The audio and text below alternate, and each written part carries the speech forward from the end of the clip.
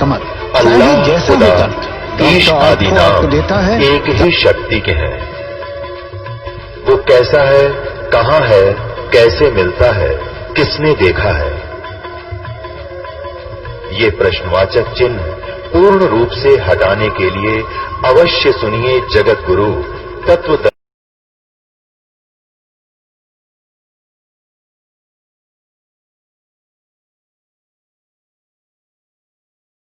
कहते हैं कि मेरे भगत की टेंशन मेरे से देखी नहीं जाती।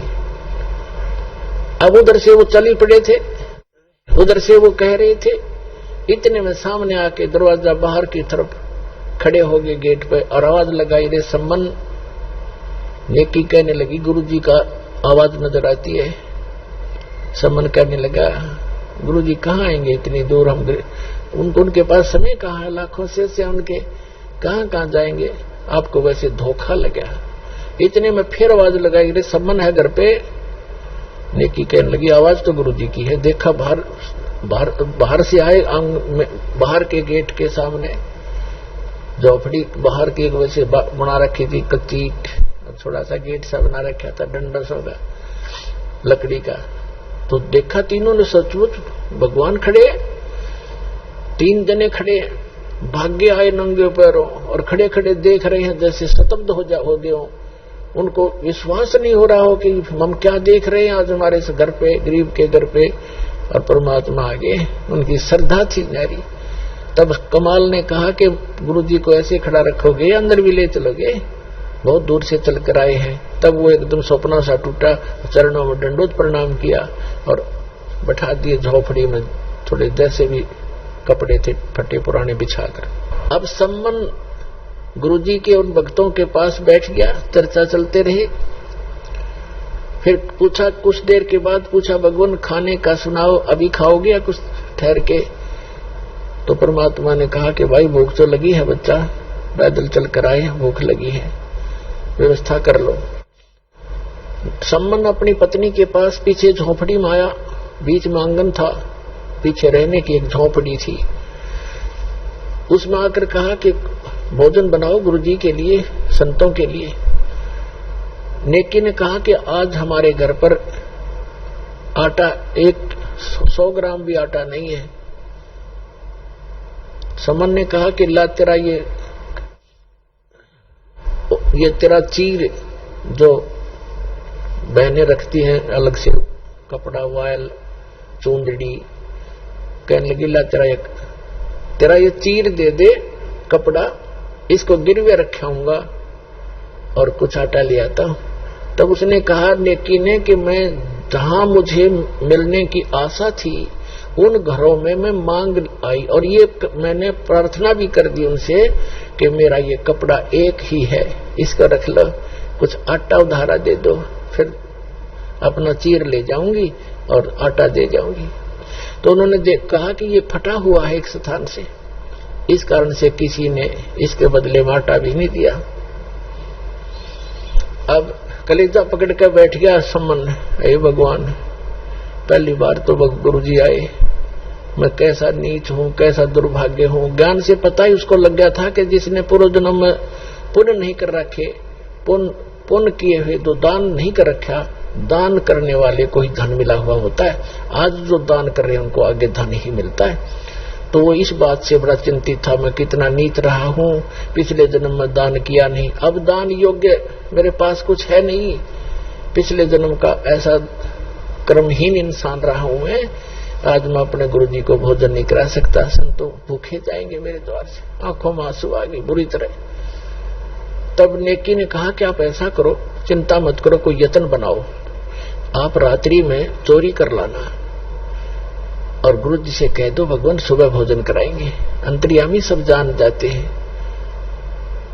तो समन ने कहा कि सुबह कहां से लाएंगे, सुबह की कैसे कहूं? तो नेकी ने कहा कि रात्रि में चोरी कर लाओ तुम। अब उसी समय सेव कहने लगा, अब लड़का रोज सुना करता माता पिता के मुख से बेटा भूखा रह जावे, पर चोरी नहीं करनी चाहिए। चोरी करने वाला व्यक्ति कभी भी सक्सेस नहीं होता, उसका नाश होया करता है, महाअपराधी व्यक्ति होता है।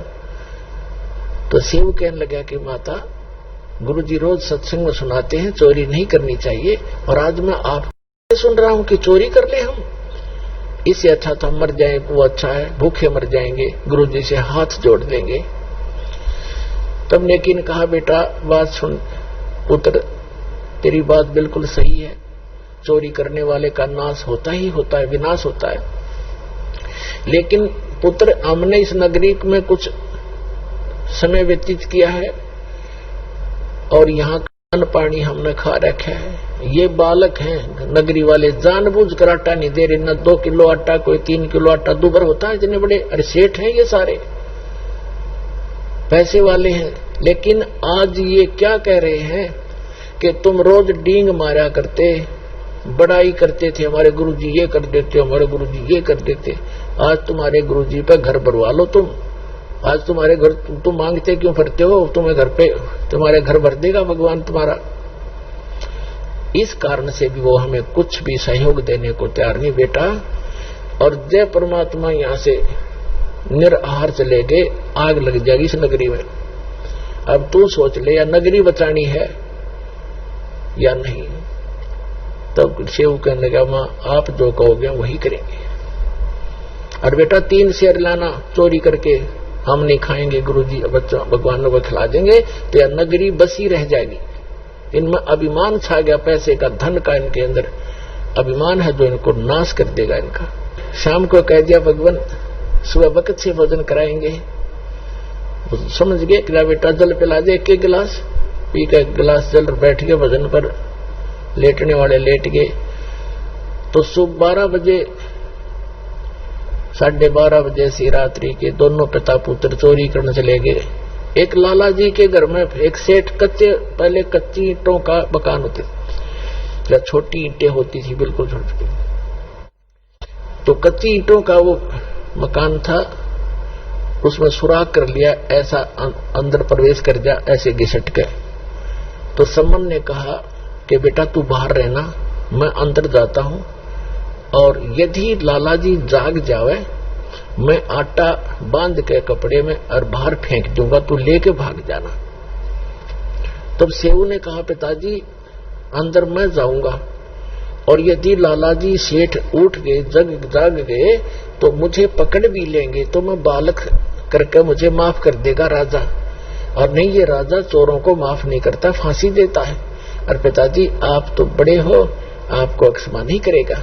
तब सम्मन ने कहा, बेटा अगर तेरे को फांसी दे दी तो मैं क्या करूंगा, जी कर, मेरा कहां ठिकाना होगा। तब सेव ने कहा, नहीं पिताजी ये मेरी अर्ज मानो, और मैं फिर भी बालक हूं, मुझे क्षमा हो जाएगी, मैं जाता हूं। यूं कहकर वो घुस गया। तब सम्मन ने कहा, बेटा 3 शेर से ज्यादा नहीं लाना। अब जो ही उसने अंदाजा सा आटा निकाला, अपने फटे पुराने कपड़े में बांधा, चलने लगा, तो एक तराजू रखी थी वह तखड़ी, उस पर पैर रख गया, आवाज होगी जोर से। लाला उठ गए और चोर चोर करके जो ही सेव निकलने की चेष्टा कर रहा था, उसका पैर पकड़कर घसीट लिया वापस, और उसने आटा बाहर फेंक दिया। पिताजी आप ले जाओ, मुझे बनिए ने पकड़ दिया। अब वो आटा लेकर भाग गया। उधर से लाला जी ने उसको बांध दिया रस्सी से, थांब के, खंबे के अंदर मकान के, और पूछा कौन है तू, किसका है? उसने सच्ची बता दी, मैं ऐसे सम्मन मनियार का लड़का हूं, सेव मेरा नाम है। और कहा कि लाला जी इतना गुस्सा क्यों हो रहा, 3 शेर आटा लिया हमने, हमारे घर हमारे गुरुजी आए थे, उनको भोजन कराना अनिवार्य था, हमारे घर पर था नहीं, इतनी सी बात, हम चोर नहीं है। अच्छा वो तुम्हारे गुरुजी आए हैं, ठीक है, अब समझ गया मैं, वो चोरी कराने आते हैं, वो इसीलिए आते तुमसे चोरी कराते हैं, हर बात बनाते हो बड़ी बड़ी। अब सेव ने सोचा या और बात बिगड़ गई, अब गुरुजी को और सदा दुआ होगा ये राजा से कहकर। अब व्यवस्था उधर से आटा लेकर पहुंचा सम्मन, उसकी नेकी ने पूछा कि बेटा कहाँ है, कि वो तो बनिए ने पकड़ लिया।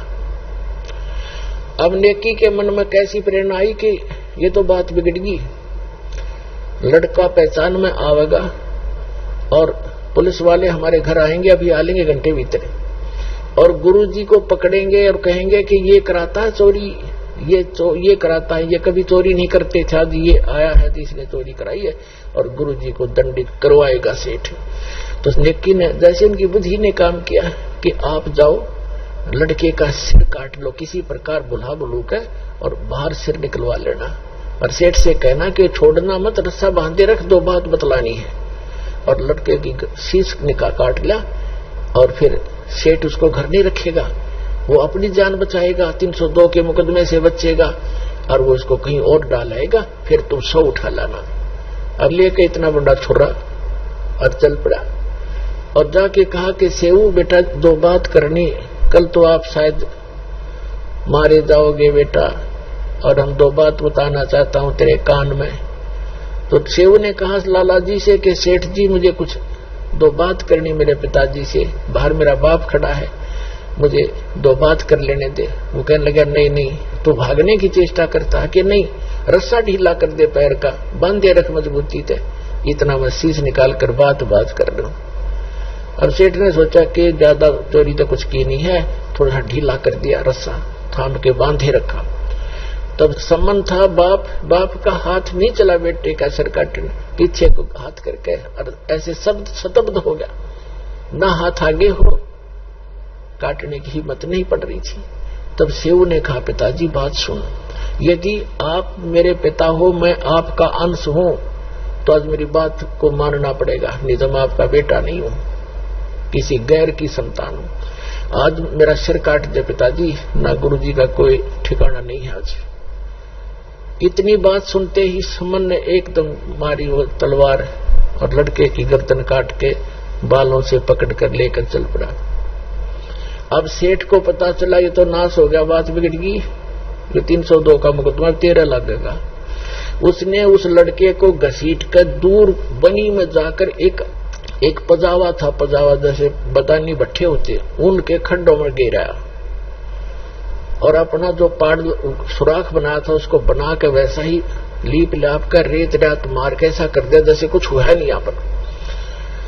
अब नेकी ने कहा कि अब ऐसे कर, इस सिर को रख दे यहाँ अलमारी के अंदर छुपा के, और वापस जाओ, लड़के के चिन्ह पाओगे, घसीटा हुआ लेकर जाएगा सेठ, कहीं डाल के आया होगा, वहां से भी उठा लाओ, क्योंकि मर्डर कहीं पता लग गया तो फिर सारा बात फैल जाएगी और पहचान होगी। अब सेव कुछ देर आया, फिर वापस गया, इसमें काफी घंटा सारा लग गया। इतने में सेठ अपना उसको डाल के सारा काम करके आराम से बैठ गया। वहां जाकर देखा तो जहां उसके निशान जा रहे थे घसीट के, उन चिन्हों के साथ साथ जाकर बच्चे को उठा कर लाके और अंदर के कोठे में डालकर कपड़े बोरी बारी से ढक दिया कि गुरुजी चले जाएंगे, उसके बाद बच्चे का अंतिम संस्कार कर देंगे। अब उधर से भोजन बढ़ाया, लड़का कटा पड़ा है, इकलौता पुत्र की गर्दन कटी पड़ी है, वो कत्ल हुआ पड़ा है, और माँ रोटी बना रही है गुरुजी के लिए। भोजन बना के और कहा संबंध से कि बुलाओ महात्मा जी को, गुरुजी को जल्दी भोजन करा देंगे, फिर ये प्रस्थान कर जाएंगे वक्त से। सुबह 5 बजे भोजन करा दिया, 4:30 बजे बना दिया। महात्मा जी उठे, सबने परमात्मा उठे, उनके तीन पात्रों में, 3 दोनों में भोजन डाल दिया, सारा जितना बना रखा था। परमात्मा ने कहा भाई ऐसे करो, इसको 6 दोनों में डालो, 3 तुम हो 3 हम हैं। तो समन ने कहा महाराज जी हम तो फिर खा लेंगे, आप खाओ। नहीं, परमात्मा बोले प्रसाद बनाएंगे भाई प्रेम, और सब खाओगे, बैठ जाओ। अब वो दोनों बैठ गए, उन्हें 5 पात्रों में कर दिया उसको। परमात्मा ने कहा 6 में कर भाई। अब वो 6 में कर दिया, 5 बैठ गए खाने के लिए अपने अपने सामने रख के, और यूं नहीं बताना चाहते कि लड़का ऐसे हो गया।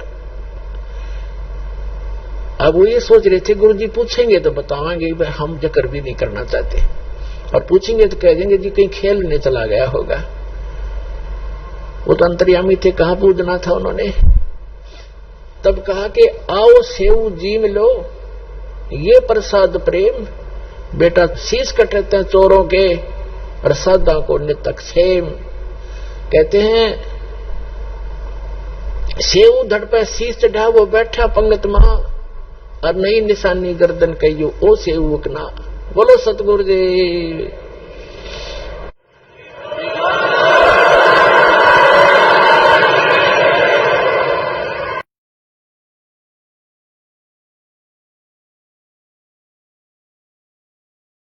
और सिर कटते चोरों के बेटा संता के तो अक्षेम, संतों की तो शीश की रक्षा होती है।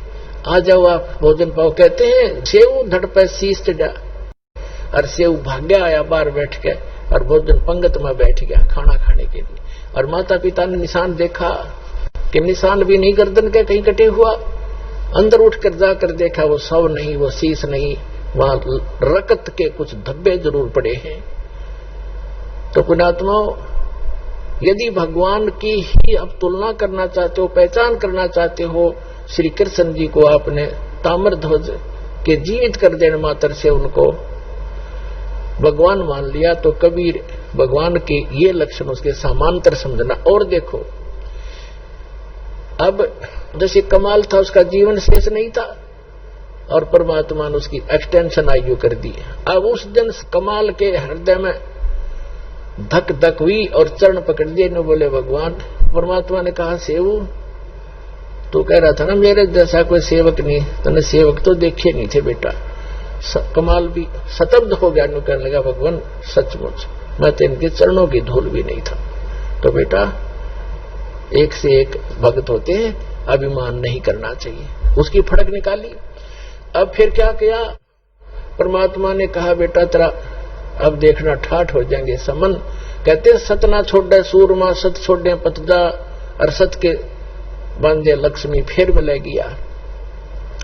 आपने अपनी जो क्रिया को छोड़ना नहीं चाहिए। जैसे वो मजाक करते थे, इसे तुम्हारे भगवान ने ये कर दे, लड़का जीवित किया और फिर सम्मन को इतना धन दे दिया परमात्मा ने, एक नंबर का सेठ का है उसी जीवन में। तो परमात्मा कहते हैं कल्पे कारण कौन है, मन में ज्यादा कल्पना मत कर, फलाना यूं कह रहा था तुम्हारे कुछ नहीं हो रहा।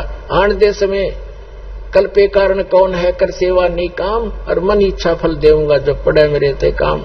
फिर परमात्मा कहते हैं धीरे धीरे रे मना धीरे सब कुछ हो, और माली सींचे 100 गुणा समय आए फल हो। अब आपने आम का बीज बोया है, जैसे पौधा बोते हैं, सैकड़ों घड़े उसमें पानी की सिंचाई होती है, और उसको परिपक्व होने दो। परिपक्व होने के बाद फिर देखना कितना लदपद होगा फलों से, आप भी खा लोगे, पड़ोसी भी खा लेंगे, रिश्तेदार भी ले जाएंगे, तो भी खत्म नहीं होगा। तो ये भक्ति, यथार्थ भक्ति रूपी पौधा आज आपने लगाया है, इसको कुछ समय दो और फिर देखना कितने सुख देगा ये कबीर भगवान आपको। बोलो सतगुरुदेव।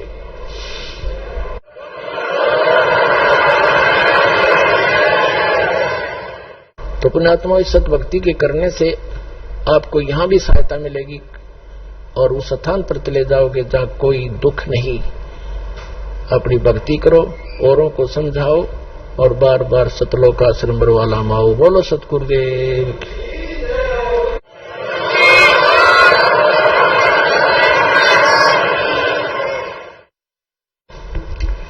परम पिता परमात्मा पूर्ण ब्रह्म सारी सृष्टि के रचनहार कबीर परमेश्वर जी की असीम रजा से आप सभी पुण्यात्माएं सत्संग सुन रहे हैं। मात पिता मिल जाएंगे 184 वही, सतगुरु सेवा और बंदगी ये फेर मिलन की नहीं। हमारे परम पिता कबीर भगवान ने आकर के सूती आत्मा को जगाया है जो काल की भांग पीकर नशे में अपना जीवन नाश कर रही थी। उसके लिए परमात्मा ने स्वयं आकर हमें ज्ञान दिया है कि जो आज आप इस परिवार के पोषण में और संपत्ति के संग्रह करने में अपना पूरा मनुष्य जीवन नाश कर जाते हो, मनुष्य जीवन का केवल इतना ही काम नहीं था। ये क्रियाएं जो आप करते हो पशु पक्षी भी यही करते हैं। फिर मानव शरीर के मिलने का उद्देश्य क्या था, आवश्यकता क्या थी, ये परमात्मा स्वयं आकर ज्ञान कराते हैं। और उस ज्ञान को आगे कुछ अज्ञान बना करके काल के दूत, काल के संत प्रेरणा तो करते रहते हैं, लेकिन उनके पास समाधान नहीं होता। जिसके पास समाधान नहीं है वो ज्ञान भी व्यर्थ है। जैसे किसी को कोई रोग है, किसी ने बता भी दिया कि आपको अमोक रोग है, औषधि है नहीं, और है तो वो डुप्लीकेट है, तो वो ज्ञान भी वो समाधान भी वो दोनों व्यर्थ हैं, यूजलेस हैं। ठीक इसी प्रकार तत्व ज्ञान के अभाव से जो भक्ति भी करते थे, मनुष्य जीवन का उद्देश्य भी जो शब्द बता दिया करते थे कि इसका आत्म कल्याण ही मनुष्य जीवन का उद्देश्य है, लेकिन उनके पास समाधान नहीं था। तो परमात्मा ने के समाधान भी बताया है और ये तत्व ज्ञान भी बताया है। क्या बताया है परमात्मा ने? कि माता पिता मिल जाएंगे इस 184 माह, जहां भी आपका जन्म होगा, कुत्ते की योनि में जाओगे वहां भी माता पिता मिल जाएंगे, गधे की योनि में जाओगे वहां भी आपको माता पिता मिल जाएंगे, पक्षी बनोगे वहां भी माता पिता मिल जाएंगे, मनुष्य जन्म होगा वहां भी माता पिता मिल जाएंगे। लेकिन मनुष्य जीवन के अतिरिक्त, मनुष्य शरीर के अतिरिक्त हमें परमात्मा नहीं मिल सकते, सतगुरु नहीं मिल सकते। इसलिए परमात्मा बताते हैं कि माता पिता मिल जाएंगे 184 माह, और सतगुरु सेवा और या बंदगी भाई फिर मिलन की ना। मानुष जन्म पाया कर जो नहीं रट हरि नाम, जैसे कुआ जल बिना फिर बनवाया क्या काम।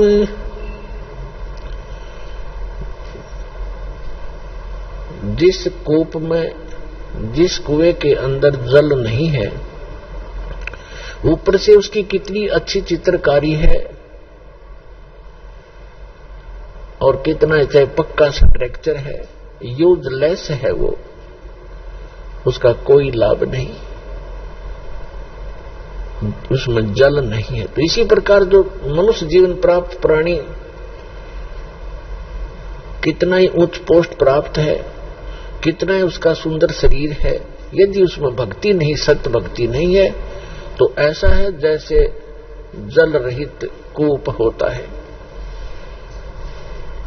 मानुष जन्म पाय कर जो नहीं रटे हरि नाम, जैसे कुआ जल बिना बनवाया क्या काम। मानुष जन्म दुर्लभ है ये मिलन बारंबार, जैसे तरवर से पत्ता टूट गिरे वो बोर न लगता डर। इसके लिए परमात्मा हमें याद दिलाते हैं आपके पास मानव शरीर भी है और आपको सतगुरु भी मिल गए हैं। तो फिर क्या बताते हैं कि समझा है तो सिरधर पाओ, बहुर नहीं रे ऐसा दाव। फिर परमात्मा हमें याद दिलाते हैं कि राम नाम रटते रहो, राम नाम रटते रहो, जब तक घट में प्राण, कभू तो दीन दयाल के है भनक पड़ेगी कान। आज कहे मैं काल भजूं और काल कहे फिर काल, आज काल के करते ही तेरा समय जावेगा चाल। आज कला हाली जियो कल किसको होई, यो तन माटी में मिले है जाने सब कोई। काल करे सो आज करे, आज करे सो अब, पल में प्रलय हो जागी भाई फिर करोगे कब। आज कला हाली जियो कल किसको होई, ये तन माटी में मिले है जाने सब कोई। लखी करोड़ी चले गए बहु जोड़े खजाना, जातन चंदन लेपते सो धरे मसाना। अस्थि घोड़े पालकी दल बल बहु साजा, रावण से राजा गए भाई 1.25 लाख संगी गए वो रावण से राजा। लखी करोड़ी चले गए बहु जोड़े खजाना, जातन चंदन लेपते सो धरे मसाना। अस्थि घोड़े पालकी दल बल बहु साजा, 1.25 लाख संगी गए वो रावण से राजा। कुंभकर्ण से वीर थे वो लंका छत्रधारी, बिना नाम वंश डूबेगा न्यो समझावे नारी। विभीषण पद भेद दिया वो निर्गुण निर्वाणा, रावण दुई बिसार रे तज गर्भ गुमाना। बड़चक विकाल चक्कर पड़े जिन नाम बिसारा, कंस के सी चाणोर से धर बाल पछारा। हिरणा कुछ समझा नहीं प्रहलाद पढ़ावे, उदर विनाशा आन के तब कौन छुटावे।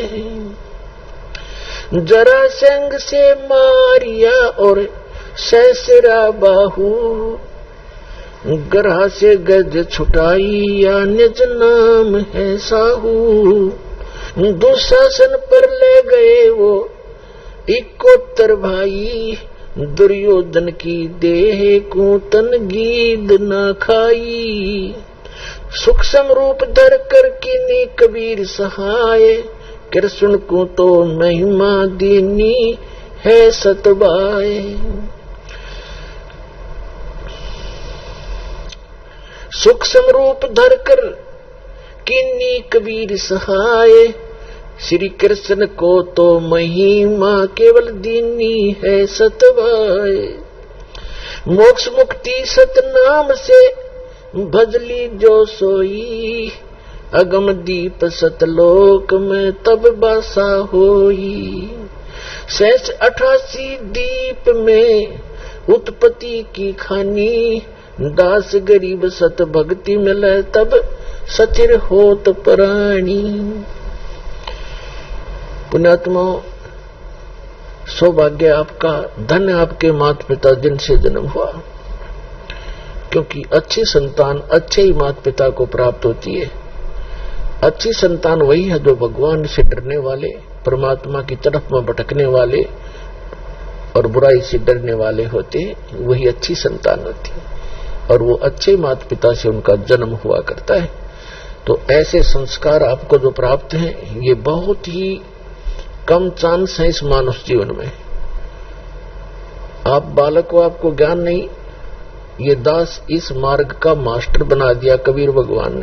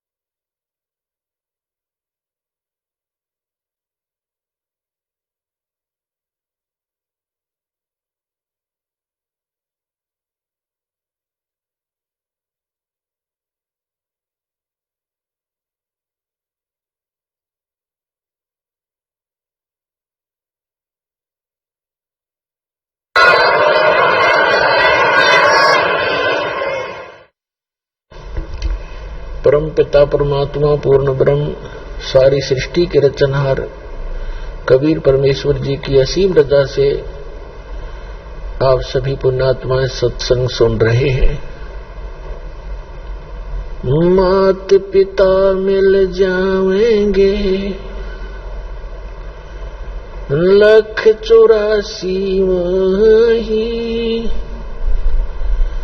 सतगुरु सेवा और बंदगी ये फेर मिलन की नहीं। हमारे परम पिता कबीर भगवान ने आकर के सूती आत्मा को जगाया है जो काल की भांग पीकर नशे में अपना जीवन नाश कर रही थी। उसके लिए परमात्मा ने स्वयं आकर हमें ज्ञान दिया है कि जो आज आप इस परिवार के पोषण में और संपत्ति के संग्रह करने में अपना पूरा मनुष्य जीवन नाश कर जाते हो, मनुष्य जीवन का केवल इतना ही काम नहीं था। ये क्रियाएं जो आप करते हो पशु पक्षी भी यही करते हैं। फिर मानव शरीर के मिलने का उद्देश्य क्या था, आवश्यकता क्या थी, ये परमात्मा स्वयं आकर ज्ञान कराते हैं।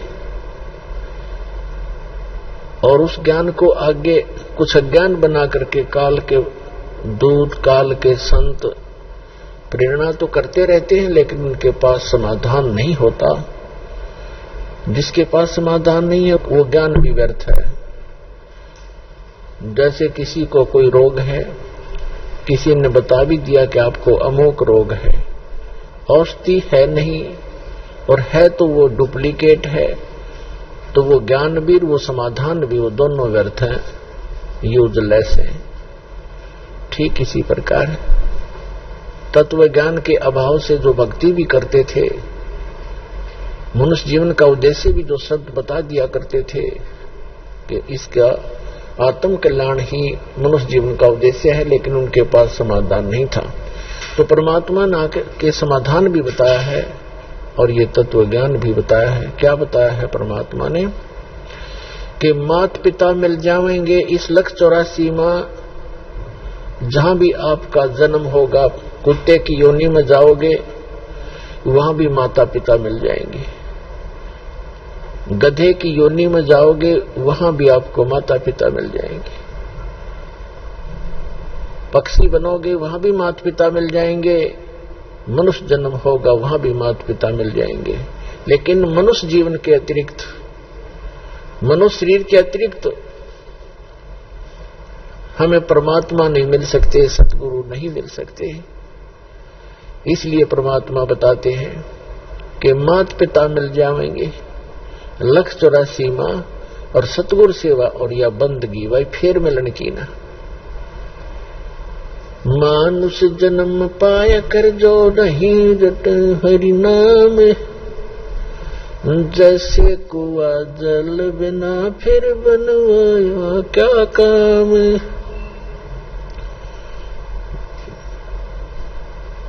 जिस कूप में, जिस कुएं के अंदर जल नहीं है, ऊपर से उसकी कितनी अच्छी चित्रकारी है और कितना चाहे पक्का स्ट्रक्चर है, यूजलेस है वो, उसका कोई लाभ नहीं, उसमें जल नहीं है। तो इसी प्रकार जो मनुष्य जीवन प्राप्त प्राणी कितना ही उच्च पोस्ट प्राप्त है, कितना ही उसका सुंदर शरीर है, यदि उसमें भक्ति नहीं, सत्य भक्ति नहीं है,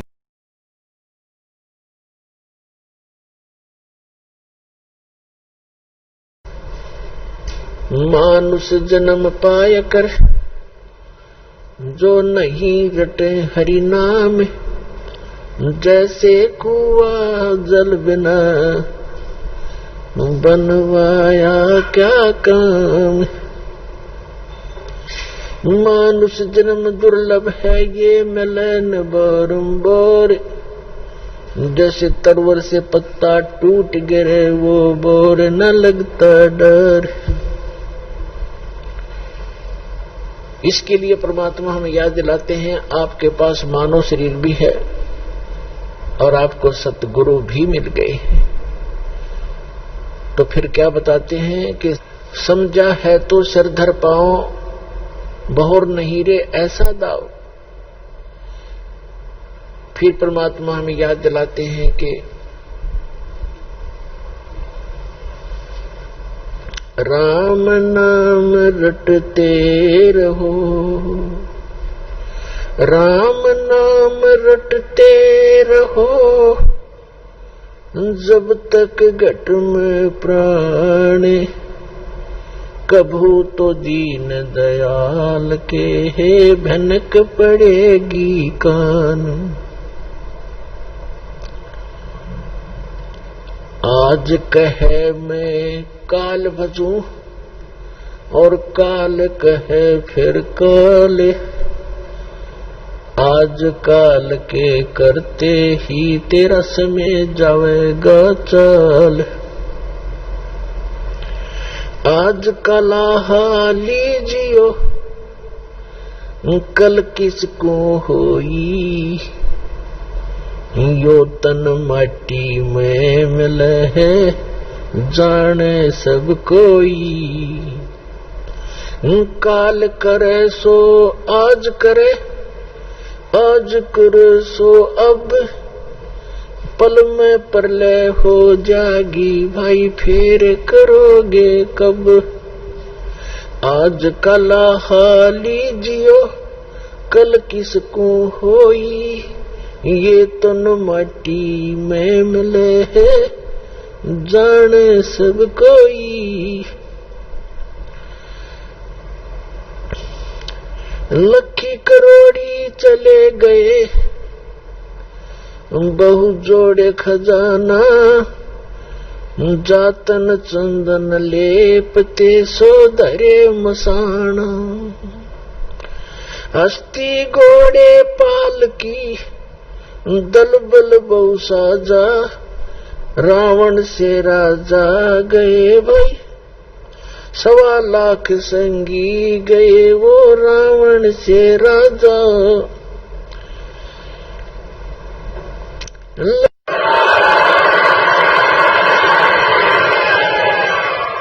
सभी ने ये कहा कमाल कर दिया, कमाल कर दिया। परमात्मा ने उस बच्चे का नाम कमाल रख दिया और उसको अपने बच्चे के रूप में रखा। अब बच्चे को पता नहीं कौन माता थी कौन पिता थे, दाता ने वो बच्चा अपने पास रखा, उसको भक्ति दी। अब क्या है कि कुछ दिनों के बाद परमात्मा के संग रहने से उस कमाल के अंदर अभिमान आ गया। राज तजना सहज है, सहज तरिया का ने, मान बढ़ाई ईर्षा ये दुर्लभ तजना के। अब क्या है कि परमात्मा लीला करते हैं, वो कुछ एज्ड हो गए लीला में शरीर में, और वो कमाल नाम का बालक 17-18 साल का हो गया, युवा। भक्ति मिल गई, ज्ञान रोज सुनाई करता, अपने मुंह बोले भगवान और पिता के साथ। वो तो सबका पिता है कबीर साहब, ऐसे तो सबका ही पिता है, सबका जनक है, सबका पालक है।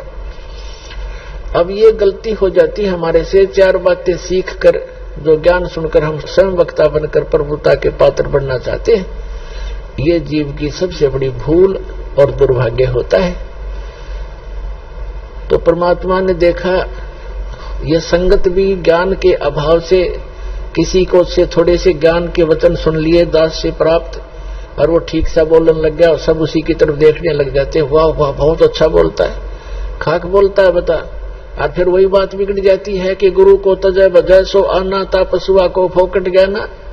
गुरु को छोड़कर अन्य पर आसक्त होते तो वो भी एक फोकट ज्ञान है उन लोगों का, जैसे हम भगवान को छोड़कर इस काल पर आसक्त हुए थे, आज ये दुख भोग रहे हैं।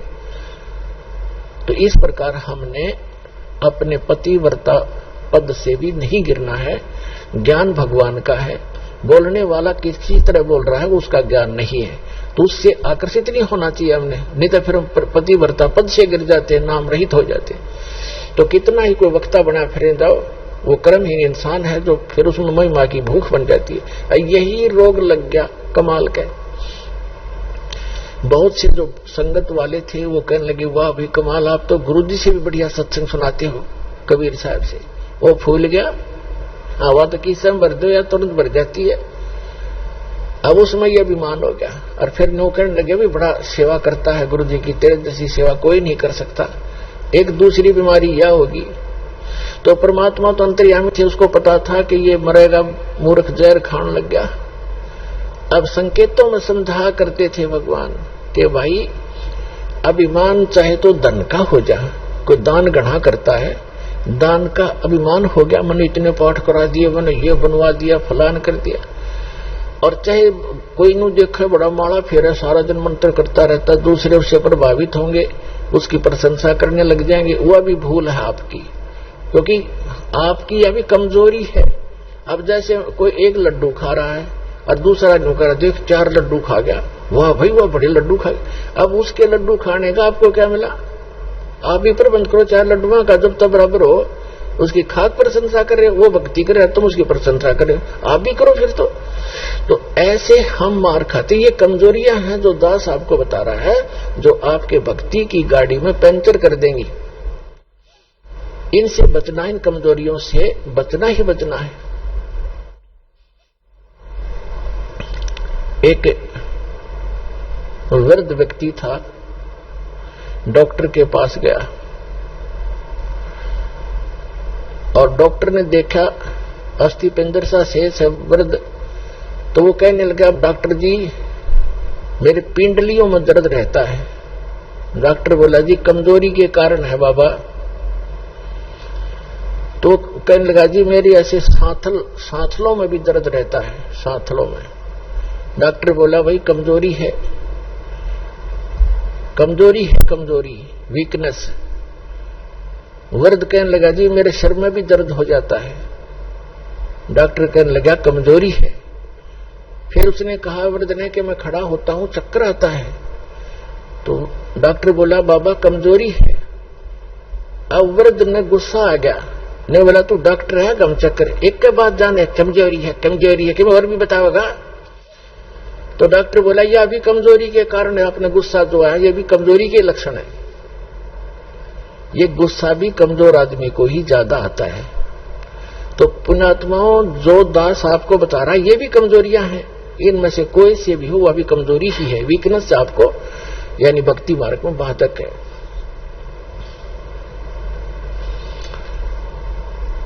परमात्मा कहते हैं, जैसे माता गर्भ को रखे यत्न बनाए, ठेस लगे तो छन्न होवे, तेरी ऐसे भक्ति नसावे। जैसे किसी बेटी को, बहन को, माई को गर्भ रहता है तो उसको वो जानती है, उस गर्भ को प्रफुल्लित करने के लिए वो कितनी सावधानी बरतती है। किसी बहन को 2-4 वर्ष के शादी के उपरांत जब गर्भ रहता है, अब उसको पता है वो कितनी चिंतित रहती है। करवट लेते समय रात को भी एकदम फड़क के उठती है, कहीं मेरे बच्चे पर दाब ना आ गई हो, मेरा गर्भ खराब ना हो जाए।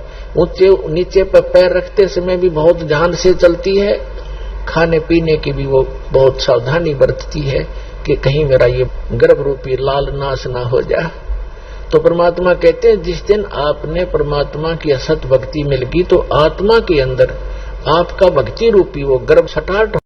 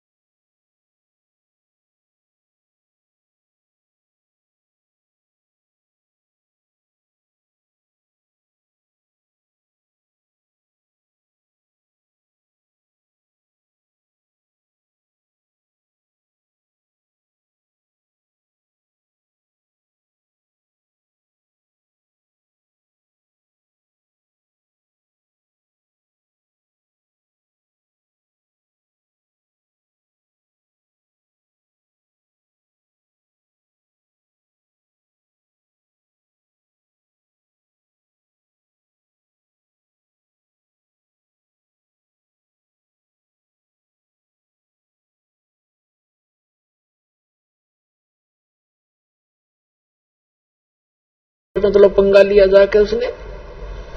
क्यों नहीं कर सका? पांडवों का कुलनाश हुआ था, श्री कृष्ण रोए था, उसकी बहन रोए थी, पांचों पांडव रोए थे, उसको क्यों नहीं जीवित कराया जब 18 वर्ष की आयु में मर गया था? यहां धर्मदास चुप हो गया। तब कहा, भगवान हम तो तुच्छ बुद्धि जीव हैं, हमारी बुद्धि का सतर तो इतना ही है बस, अब आप बताओ भगवान क्यों नहीं कर सका? तब परमात्मा ने बताया कि जब तक संस्कार जिसके हैं, अब उस ताम्रध्वज की आयु शेष थी और इस शरीर को एक आम सिद्ध पुरुष भी तोड़कर काटकर फिर दोबारा जीवित कर सकता है। श्री कृष्ण तो उनसे कुछ 21 ही है, लेकिन आयु नहीं बढ़ा सकते ये भगवान। इसलिए अभिमन्यु की आयु 18 ही वर्ष की थी, उसी दिन मृत्यु होना, तो उसके आगे शेष उसकी उम्र मनुष्य की नहीं थी। इस कारण से श्री कृष्ण उसको जीवित नहीं कर सके। तब धर्मदास को संतुष्टि हुई। तब परमात्मा ने कहा था कि समर्थ का सरना गहो रंगोरी हो और कबू ना हुआ काज राम रंगोरी हो। अब यहां प्रसंग चल रहा है, इसी प्रकार जैसे अर्जुन को अभिमान हो गया था, उसके भ्रम को निवारण करने के लिए श्री कृष्ण उसको मोरध्वज राजा के घर लेकर गया था। श्री कृष्ण जी, अर्जुन को अभिमान हो गया था कि भगवान मैं आप मेरे जैसा आपका आज्ञाकारी कोई और नहीं हो सकता, ऐसा सेवक नहीं हो सकता। अब श्री कृष्ण ने सोचा अब इसको मैं कहूंगा तो काली मानेगा, रोज इकट्ठा रहना, फिर ये बात बिगड़ेगी।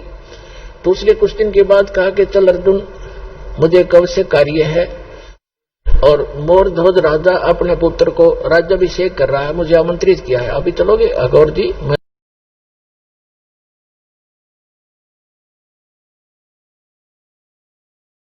उनके धार्मिक गुरु भी थे। अब वहां जाकर क्या देखा कि मोरध्वज, ताम्रध्वज और उनकी एक पत्नी थी मोरध्वज की, राज्याभिषेक करने के लिए को अपने पुत्र को गद्दी पर बैठाकर स्वयं राज्य से संन्यास लेना चाहता था। उसने सब साधु संत महात्माओं को आमंत्रित किया हुआ था, बहुत बड़ा यज्ञ कर रहा था।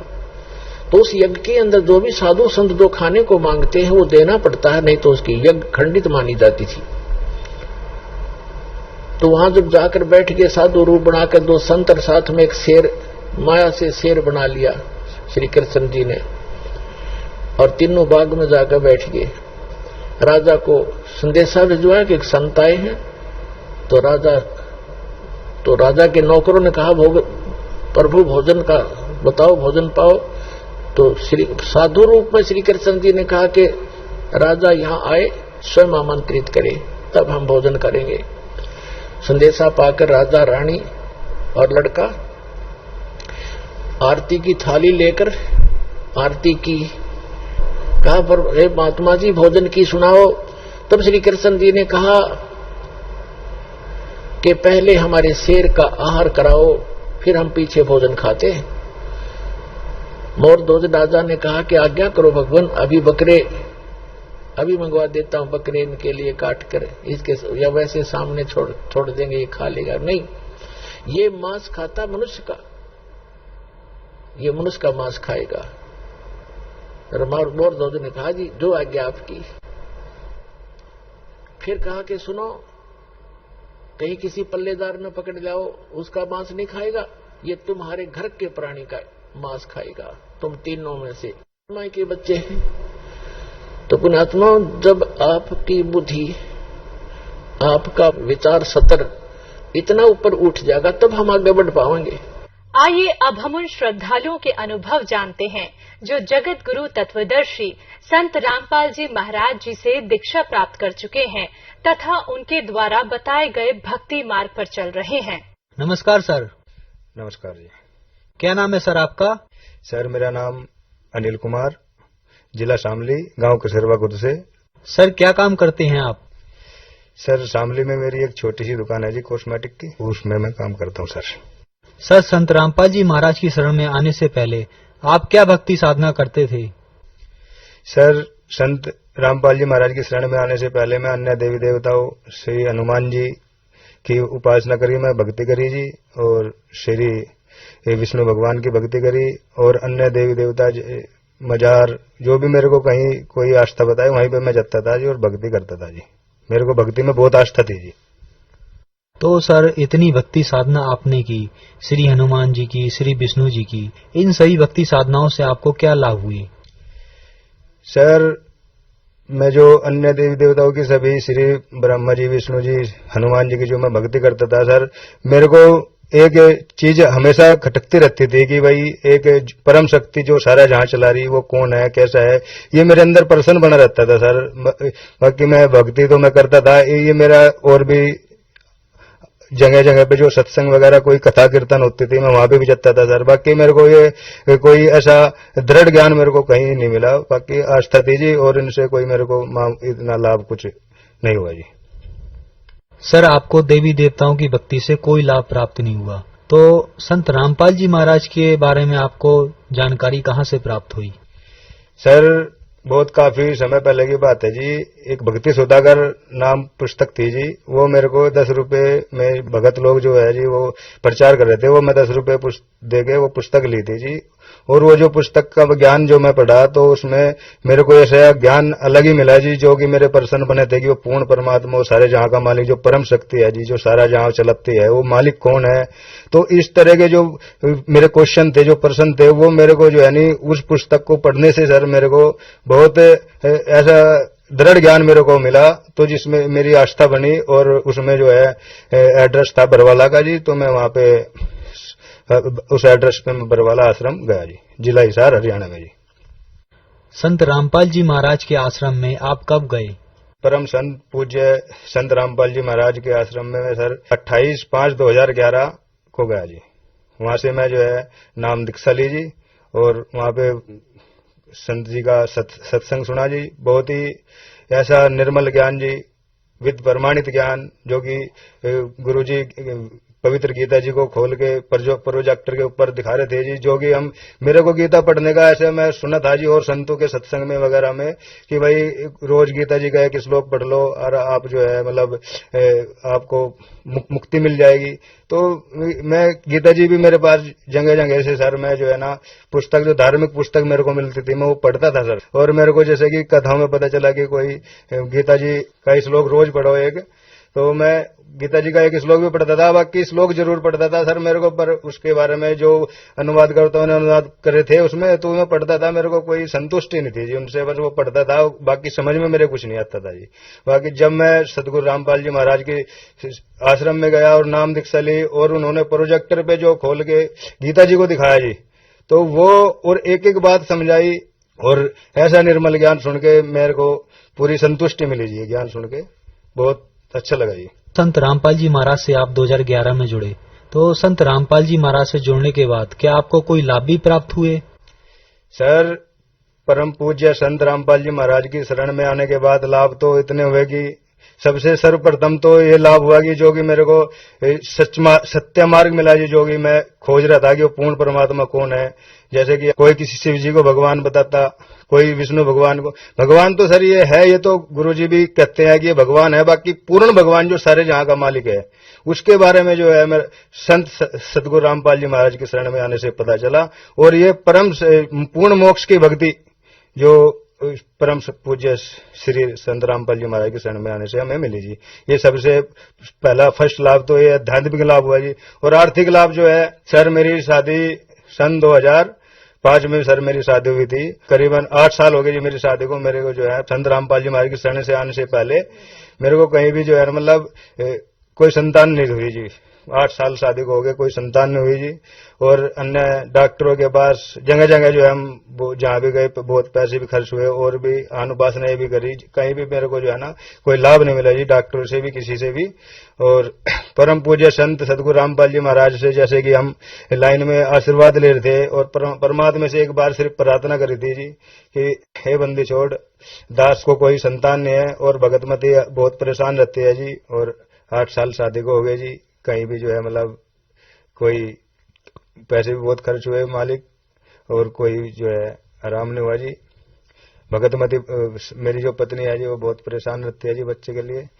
तो संत जी से प्रार्थना की, तो संत जी ने रामपाल जी महाराज ने आशीर्वाद दिया और कहा कि बेटा भक्ति करो और बंदी छोड़ पर दया करेंगे जी। उन्होंने आशीर्वाद दिया, और मालिक संत जी के आशीर्वाद से ठीक 1 साल बाद जी 2012 में प्रार्थना की और 2013 में एक बच्चा हुआ जी, जो कि बहुत ही अपार खुशी हुई जी हमें, जो कि अनहोनी मालिक ने होनी कर दी, जो कि हम थक चुके थे जी बहुत ज्यादा, दिखा के कहीं जगह जगह पे मालिक ने बहुत हमें खुशी दी जी। इसी बीच मेरे को एक चमत्कार और भी हुआ जी। जैसे ही भगतमती मेरी प्रेग्नेंट थी जी, और अपना जो नजदीकी शहर है जी शामली में ही भगतमती का मैं जो है अल्ट्रासाउंड वगैरह टाइम पे कराता था जी। तो बीच में ही जैसे डॉक्टर नहीं थी एक जो बनीता जी, तो उनके यहाँ पे मैं भगतमती को लेके जाता था। तो वहां पे जो है भगतमती का जैसे अल्ट्रासाउंड किया जी, तो उसमें जो है ना वो डॉक्टर ने बोली कि भाई आपके बच्चे का तो पानी सूखा हुआ है और ये जो है मतलब मेरे कंट्रोल में बात नहीं है, इसको आप मेरे से कहीं और दिखाओ, यहाँ पे इसका इलाज नहीं होगा शामली में। तो जी इसको मैं जो है दूसरे शहर मुजफ्फरनगर में लेके गया जी, हमारे मुजफ्फरनगर पास में पड़ता है। वहां पे दिखाया डॉक्टरों को जी, तो वो बोले भाई ऑपरेशन होगा और या तो बच्चा बचेगा या जो है माँ, एक मिलेगी आपको, 2 में से 1 मिलेगी। उन्होंने भी अल्ट्रासाउंड चेकअप दोबारा किए। तो जी अब परमात्मा पे विश्वास जी, पर संत रामपाल जी महाराज की जो ज्ञान था इस भक्ति पे और जो इस पे विश्वास था जी मेरे को, तो मैं जो है उनको बोला कि भाई ये आप जो है मेरे को यहाँ पे इलाज नहीं कराना है। और अब वो बोले कि साइन कर दो, आप कागज पे साइन करा देते मेरे से कि साइन कर दो और ऑपरेशन होगा, ऑपरेशन में या तो बच्चा या जच्चा एक मिलेगी। तो जी मैंने साइन नहीं किया और मैं बोला कि मेरे को तो यहाँ से छुट्टी दे दो। तो मैं जो है वहां से छुट्टी ले ली जी। भगतमती को भी इसमें एक प्रॉब्लम और भी थी जी, ये जो है मतलब इसको बेहोश हो जाती थी जी, चलती चलती गिर जाती थी, ये भी प्रॉब्लम इसको ज्यादा थी जी उस टाइम पे। तो मैं इसको वहां से छुट्टी दिला ली जी और वहां परमात्मा संत रामपाल जी महाराज सतलोक आश्रम बरवाले में जी मैं प्रार्थना नंबर थे जी, वहां पे प्रार्थना करी और प्रार्थना में संत रामपाल जी महाराज का आदेश आया जी, ज्योत यज्ञ का प्रवर्धान ले लो जी। तो मालिक का संत रामपाल जी महाराज ने जो आदेश दिया वो सिरोधार्य है, ज्योत यज्ञ का प्रवर्धान ले लिया जी। तो उसमें जब मैं वहां से हॉस्पिटल से उनसे जो है ना लेके आ गया इसको, तुरंत अगले दिन, ठीक उस दिन तो टाइम नहीं रहा, अगले दिन जो है बस से सतलोक आश्रम बरवाला लेके गया और वहां पे दोबारा से नाम की शुद्धिकरण करा के और परमात्मा से जो है लाइन में फिर दर्शन करे और आशीर्वाद लिया। वो मालिक आपके बच्चे को ये परेशानी है, परेशानी बताई मालिक संत रामपाल जी को, और मालिक संत रामपाल जी ने आशीर्वाद दिया कि मालिक दया करेंगे और कोई नहीं, सब ठीक हो जाएगा। मालिक ने आश्वासन दिया। हम जो है वापस घर आ गए और फिर मेरे दिल में एक संकल्प हुआ कि दोबारा मैं फिर शामली में ही दूसरे डॉक्टरनी को दिखाता हूँ जी, लेडीज डॉक्टरनी को दिखाता हूँ। तो मैं दूसरे लेडीज डॉक्टरनी के पास गए तो उसने भी अल्ट्रासाउंड कराने को बोला। अल्ट्रासाउंड जो कराया उसने खुद किया, तो उसमें जो है ना जो दूसरी डॉक्टर ने बताया था कि ये पानी सूखा हुआ है और वहां पे बताया था कि ऑपरेशन होगा, जच्चा बच्चे में से 1 मिलेगा। तो उसने वहां पे जो अल्ट्रासाउंड करा उसमें बोले कि भाई आपके बच्चे को कोई कमी नहीं, आपका बच्चा ठीक है और सिर्फ जो है 10 पॉइंट खून होना चाहिए, 9 पॉइंट है, वो तो आप फल फ्रूट खा के वो खून ठीक हो जाएगा और आप कोई दिक्कत नहीं है, आप जो है सही। और मालिक की दया से संत रामपाल जी महाराज की कृपा से जो डॉक्टर ने जो बता रहे थे ऐसा होगा, तो वो कुछ भी नहीं हुआ और मालिक ने जो है सब अनहोनी सब टाल दी और जो है बच्चा बहुत ही ठीक सही सलामत पैदा हुआ जी। अभी जो आपके पति ने बताया, आपके बारे में बताया, आपको बहुत परेशानियां थी, उसके पीछे क्या सच्चाई है जी? जो मेरे पति कह रहे हैं वो सच्चाई है जी। सर, आप संत रामपाल जी महाराज की शरण में आए और आपको बहुत सारे लाभ प्राप्त हुए, लेकिन संत रामपाल जी महाराज आज जेल में हैं और दुनिया वाले कहते हैं कि संत रामपाल जी महाराज अब जेल से बाहर नहीं आएंगे। आपका क्या कहना है? सर देखो, सच्चे ज्ञान को ऊपर लाने के लिए अब जैसे श्री राम हुए 14 वर्ष तक वो भी वनवास रहे, वो भी जेल रहे, वनवास भी एक जेल है। और श्री कृष्ण भगवान तो जेल में ही पैदा हुए और भगत सिंह जी वो भी जेल में गए और आज उनको शहीद बोलते हैं। महात्मा गांधी भी जो है जेल जाओ आंदोलन छोड़ा। देखो, जेल में जाना कोई बड़ी बात नहीं है, बाकी बात होती है ज्ञान की।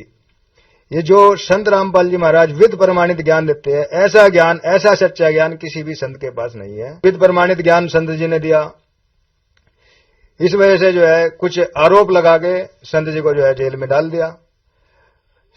सिर्फ आरोप लगाया, बाकी उनपे सिद्ध नहीं हो पाया कुछ भी।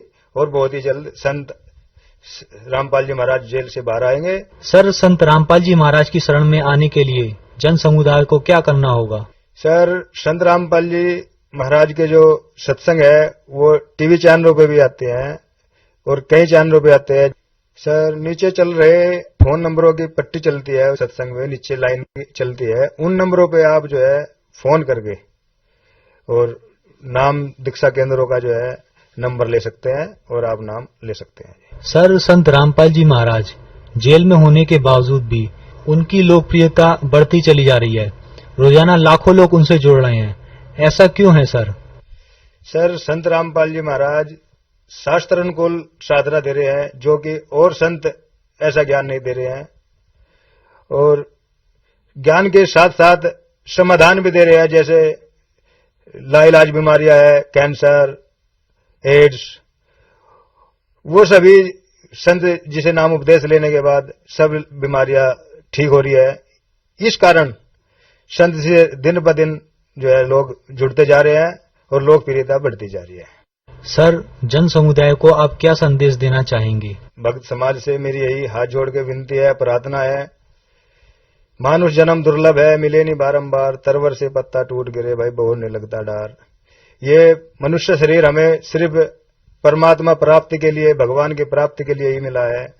और जिस भगवान को हम जो है खोज रहे थे कि वो मालिक कौन है, कैसा है, वो संत रामपाल जी महाराज की शरण में आने से और इनका ज्ञान जानने से कई चैनलों पे जो है संत जी का प्रोग्राम आता है, उस पे आप जो है इनके विचार सुनो और उससे जो है आप जानो कितना निर्मल ज्ञान ये देते हैं। और ऐसा ज्ञान सुन के आप जो है ना इनकी शरण लेके और अपना कल्याण कराओ।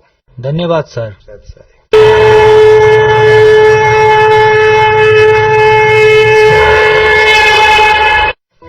आप सुन रहे थे जगत गुरु तत्वदर्शी संत रामपाल जी महाराज के मंगल प्रवचन। अधिक जानकारी के लिए संपर्क करें 8222 8